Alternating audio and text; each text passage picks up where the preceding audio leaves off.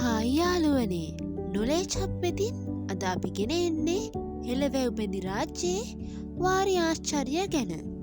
එහෙනම් අපි යමු වීඩියෝ එකට.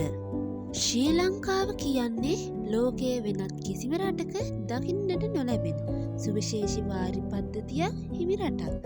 අපේ පැරණි රජවරුන් ගොවිතැන වෙනුවෙන් වැව් සහ ඇල මාර්ග නිර්මාණය කළේ පුදුමාකාර තාක්ෂණයක් භාවිතා කරලයි.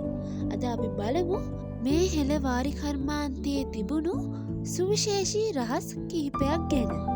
මහා පරාක්‍රමබාහු රජතුමාගේ ප්‍රසිද්ධ ප්‍රකාශයක් තිබෙනවා. අහසින් වැටෙන එකදු දිය බිඳක්වත් ප්‍රයෝජනයට නොගෙන මුහුදට ගලා යාමට ඉඩ නොදිය යුතුය කියා. මේ දර්ශනය මත පදනම් වෙලා තමයි අපේ වාරි කර්මාන්තය ගොඩ නැමුණේ. වැස්ස අඩුවියල කලාපයේ ජනතාවට සහ වගා බිම්වලට වතුර ලබා දීම මේ ප්‍රධාන අරමුණ වුණා.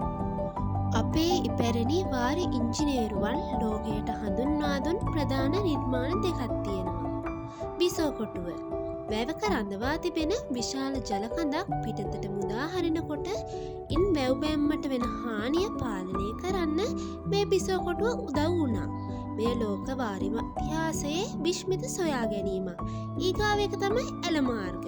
උදාහරණයක් විදියට ජයගංග ගත්තොතින් එහි බෑවුම සැතපුමකට අඟල් කීපයක් වැනි ඉතා සියුම් මට්ටමකට පවත්වාගෙන යන්න අපේ මුතුන් මිත්ත සමත් වුණා.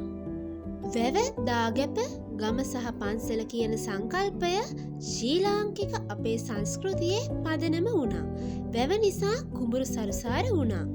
රට ස්වයංපෝෂිත වුණා. මේ නිසා තමයි ශ්‍රී ලංකාව පෙරදිග ධාන්‍යාගාරය විදියට මුළු ලෝකයේම ප්‍රසිද්ධ වුණේ.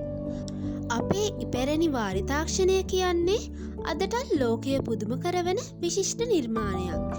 මේ උරුමය රැක ගැනීම අපේ වගකීමක්.